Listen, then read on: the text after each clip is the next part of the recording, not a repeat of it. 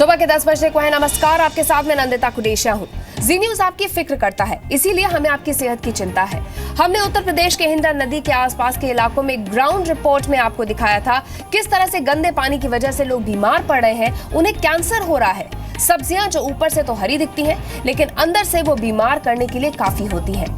जी news पर खबर दिखाए जाने के बाद एनजीटी ने सख्त कदम उठाए हैं, लेकिन सवाल यही है कि आपकी रसोई में जो जहरीली सब्जी आ रही है उससे कैसे बचें। तो आज सबसे पहले हम आपको कुछ उपाय बताएंगे जिससे आपकी सेहत ठीक रह सकती है। आप इसे ध्यान से देखें। अगर आपको घर में इस्तेमाल किए जाने वाली सब्जियों में फैले जहर से बचना है और उनकी जानकारी नहीं है, तो ये बहुत जरूरी है कि आप उन सब्जियों और फलों का इस्तेमाल करने से पहले उन्हें पानी से अच्छी तरह से धो लें।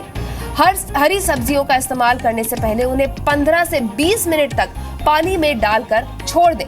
इसके अलावा फूल गोभी और ब्रोकली का इस्तेमाल करने से पहले उन्हें कुछ मिनटों तक ठंडे पानी में रखें और पानी से अच्छी तरह से धोने के बाद ही इसे पकाएं। टमाटर की जो बाहरी हिस्सा है वो बहुत मोटा होता है, इसीलिए ब्रश से उसे साफ करना जरूरी है। बाजार में अब खास तौर पर ऐसी सब्जियों की सफाई के लिए डिजाइन किए गए ब्रश उपलब्ध है। आप चाहे तो सब्जियों में मौजूद बैक्टीरिया को खत्म करने के लिए लाइम जूस यानी कि नींबू के रस और नमक का इस्तेमाल भी कर सकते हैं। वैसे नई स्टडीज के मुताबिक सब्जियों और फलों से केमिकल्स की मात्रा को कम करने का सबसे अच्छा तरीका यह है कि आप इस्तेमाल करने से पहले सब्जियों और फलों को छील लें। तो ये तो आपकी सेहत की बात हो गई और आपको एहतियात क्या बरतने हैं उसकी बात हो गई। अब हमने जो आपको रिपोर्ट दिखाई थी उसकी बात करते हैं। पश्चिमी उत्तर प्रदेश की हिंडन नदी में जहरीले पानी को लेकर जी न्यूज की लगातार ग्राउंड रिपोर्टिंग जारी है। नेशनल ग्रीन ट्रिब्यूनल ने इसे लेकर यूपी जल निगम और बागपत के चीफ मेडिकल ऑफिसर को फटकार लगाई है। आप देखकर हैरान रह जाएंगे कि कैसे हिंडन के दूषित पानी की वजह से इसके किनारे पर रहने वाले लोग कैंसर जैसी गंभीर बीमारियों के शिकार हो रहे हैं।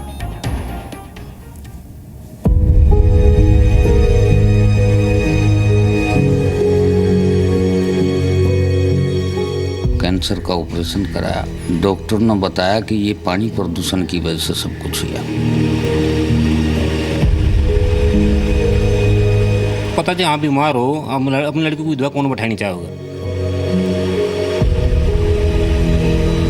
इसको चलना फिरना भी मुश्किल हो गया है। पानी पिया, खाना खाना शुरू किया इसने, तो जब से इसकी हालत खराब होती चली गई।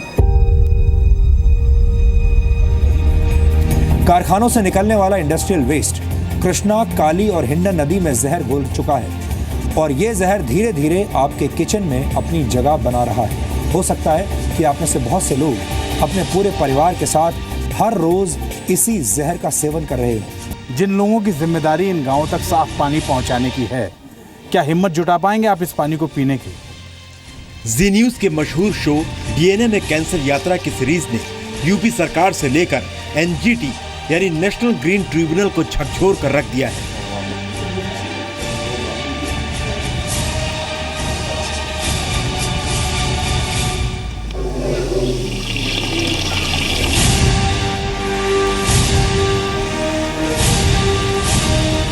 हमें आपकी सेहत का हमेशा ख्याल रहता है और इसीलिए डीएनए में हम अक्सर आपको जागरूक करने वाले विश्लेषण दिखाते रहते हैं। पिछले दिनों जी मीडिया ने पूरे परिवार को सावधान करने वाली खबर दिखाई थी। कैसे पश्चिमी उत्तर प्रदेश के 6 जिलों में बसे करीब 154 गांवों की आबादी कैंसर वाला धीमा जहर खाने पर मजबूर है, क्योंकि उसके पास इसके अलावा कोई दूसरा विकल्प है ही नहीं। ग्राउंड रिपोर्टिंग की मदद से आपको ये जानकारी दी कि कैसे पश्चिमी उत्तर प्रदेश के 6 जिलों में बसे करीब 154 गाँवों की आबादी कैंसर वाला धीमा जहर खाने पर मजबूर है, क्योंकि उसके पास इसके अलावा कोई दूसरा विकल्प नहीं। कारखानों से निकलने वाला इंडस्ट्रियल वेस्ट कृष्णा, काली और हिंडन नदी में जहर घोल चुका है और ये जहर धीरे धीरे आपके किचन में अपनी जगह बना रहा है। पश्चिमी उत्तर प्रदेश के 6 जिलों में हिंडन नदी के पानी से हो रहे कैंसर पर हमारी सीरीज का एक बड़ा असर हुआ है। उत्तर प्रदेश के कृषि उत्पादन आयुक्त ने 6 जिलों के जिला अधिकारियों को यह निर्देश जारी किया है और उन्होंने हिंडन नदी से लगे गाजियाबाद, बागपत, सहारनपुर, मेरठ, मुजफ्फरनगर और शामली के जिला पंचायत अधिकारी और जल निगम के अफसरों को एक टीम बनाने के निर्देश दिए हैं। इसी कैंसर यात्रा सीरीज का बड़ा असर हुआ है। हिंडन नदी के दूषित जहरीले पानी के शिकार गांवों को लेकर बुधवार को एनजीटी में सुनवाई हुई। इस सुनवाई में एनजीटी ने यूपी के जल निगम के एमडी, यूपी के बागपत के सीएमओ और दूसरे अधिकारियों की जमकर खिंचाई की। एनजीटी ने पूछा कि जल निगम सहित दूसरे विभागों ने दूषित पानी को लेकर अब तक क्या कदम उठाए हैं। इस सवाल के जवाब में किसी भी अधिकारी के पास कोई ठोस जवाब नहीं था। सबसे पहले तो उन्होंने एमडी जल निगम से जवाब मांगा कि इस मुद्दे को लेकर उन्होंने अब तक क्या किया, जिसका जवाब उनके पास नहीं था। सिर्फ कुछ ही गाँव में, 2-4 गाँव के अंदर ही उन्होंने एक टैंकर 3 दिन के बाद भिजवाया है। एनजीटी ने बागपत के सीएमओ को भी जमकर फटकार लगाई। एनजीटी ने बागपत के सीएमओ से पूछा कि क्या दूषित पानी से हो रही बीमारी का कोई टेस्ट किया गया। इस पर सीएमओ ने कहा कि ये पानी से होने वाली बीमारियां नहीं है। एनजीटी ने पूछा कि आप किस आधार पर कह रहे हैं कि ये पानी से होने वाली बीमारी नहीं है। इसका सीएमओ के पास कोई जवाब नहीं था। इसी बीच एनजीटी को याचिकाकर्ता ने बताया कि यूपी जल निगम की रिपोर्ट में बागपत जिले में पानी में आर्सेनिक 40 मिलीग्राम प्रति लीटर पाई गई है, जो कि तय मात्रा से 4000 गुना ज्यादा है। इस पर एनजीटी ने बागपत के सीएमओ से पूछा कि आर्सेनिक से इंसान के शरीर पर क्या असर पड़ता है। सीएमओ ने एनजीटी को बताया कि आर्सेनिक धीमा जहर है, जिससे कैंसर, दिल की बीमारी, लकवा और हड्डियों की बीमारी हो सकती है। एनजीटी ने पूछा कि क्या गाँव के नलों, ट्यूबवेल से निकलने वाले पानी में आर्सेनिक की सुरक्षित मात्रा है। इसका कोई जवाब अधिकारियों के पास नहीं था। इस पर एनजीटी बेहद गंभीर और नाराज हो गया। एनजीटी ने जल निगम के एमडी और बागपत के सीएमओ समेत सभी अधिकारियों को चेतावनी दी कि अगर इस समस्या के समाधान के लिए जल्द कार्रवाई नहीं की गई तो कोर्ट उनको सबक सिखाएगा। ये कहा कि अब अधिकारी लोग अच्छी तरह इस मामले में बिहेव करें, अन्यथा उनके खिलाफ कड़ी से कड़ी कार्रवाई की जाएगी, क्योंकि एनजीटी 2 बार आदेश कर चुकी है इसको, सीएमओ को भी, और उत्तर प्रदेश जल निगम, Uttar Pradesh pollution control board और जो दूसरे संबंधित महकमे हैं उनको 2-3 बार इस बारे में आदेश कर चुकी है। लेकिन उसको जस्टिस महोदय ने खुद कहा कि ये बड़ी लाइटली ले रहे हैं और इसका उनको सबक सीखने को मिलेगा अगर इसको कोताही बरती गई। यूपी जल निगम ने एनजीटी को यह कहकर संतुष्ट करने की कोशिश की कि उसने बागपत के 6 गांव में पीने के पानी का टैंकर भिजवाया है और दूषित पानी वाले हैंडपंप पर लाल रंग लगा दिया गया है। लेकिन कोर्ट ने कहा कि लाल रंग लगाने से काम नहीं चलेगा। खराब और दूषित हैंडपंप को जल्द से जल्द उखाड़ फेंकिए। उनका कुछ प्ली था कि सब कुछ हैंडपंप अभी भी जो है सील नहीं किए गए हैं और प्रॉपर्ली नहीं सील किए गए। उनका सिर्फ उसके हैंडल निकाले गए हैं कि ये सफिशिएंट नहीं है, इसको पूरा उसका पेडेस्टल ऊपर वाला जो पार्ट है उसको निकाल दिया जाए, तो that will be complied with. अगली बार हम लोग इसको कर लेंगे। एनजीटी ने central ground water board, Jal Nigam, CMO, UP pollution control board को आदेश दिया कि प्रभावित गांव में साफ पानी पहुंचाने के लिए एक योजनाबद्ध रणनीति की रिपोर्ट बनाकर 31 अक्टूबर को अगली सुनवाई में पेश करें।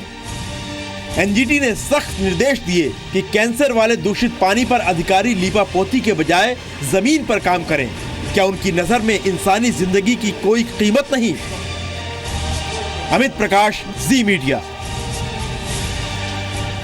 हिंडन नदी के आसपास सटे इलाके, फिर चाहे वो यूपी हो या फिर दिल्ली एनसीआर, यहाँ रहने वाले लोग दूषित पानी के कारण कैंसर जैसी भयंकर बीमारियों की चपेट में आ रहे हैं। आपको ये रिपोर्ट देखनी चाहिए, क्योंकि ये सावधान करने वाली खबर हम सबकी सेहत से जुड़ी है।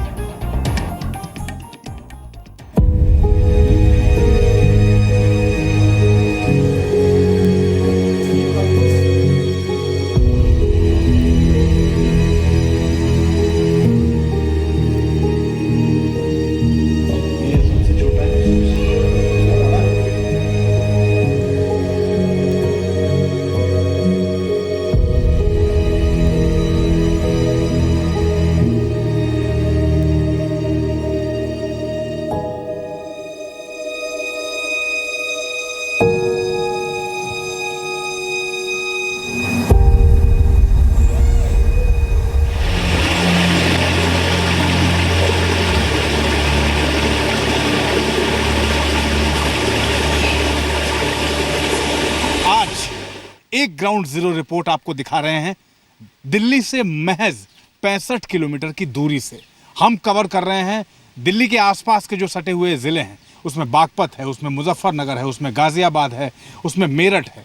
और हम ये आपको दिखाने और समझाने की कोशिश कर रहे हैं कि इन ज़िलों से जो नदियाँ निकलती हैं, जो नदियाँ बहती हैं, और ये बहती हुई नदियां दिल्ली के यमुना में जाके मिलती हैं, तो किस तरीके से इन नदियों का जहर, इन नदियों में जो इंडस्ट्रियल वेस्ट जो आके मिल रहा है, वो किस तरीके से लोगों को विकलांग कर रहा है, अपंग कर रहा है, बर्बाद कर रहा है और मौत के मुंह में धकेल रहा है।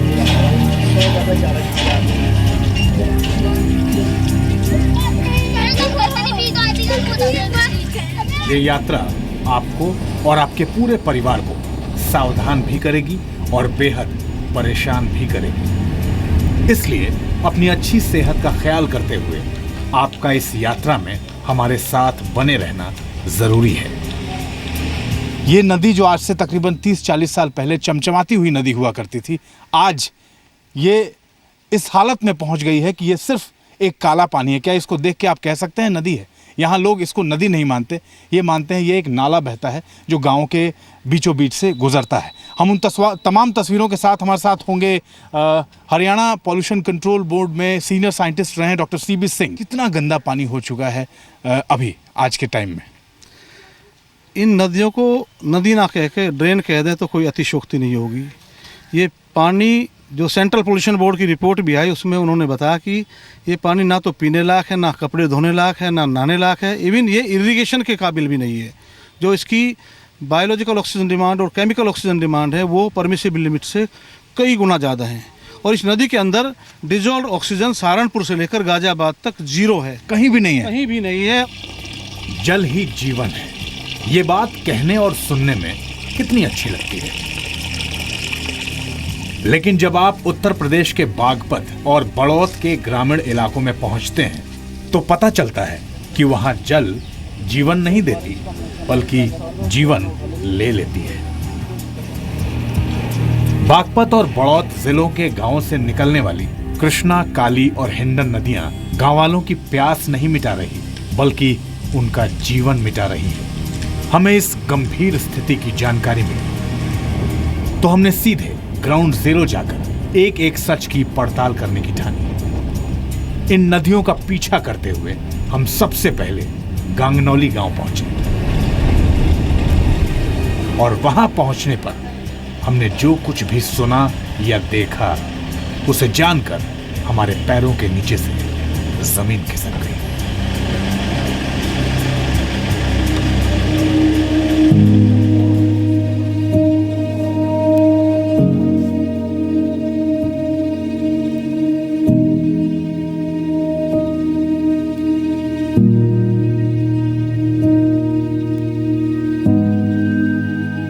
क्या हुआ था, पूरी बात बताइए जरा।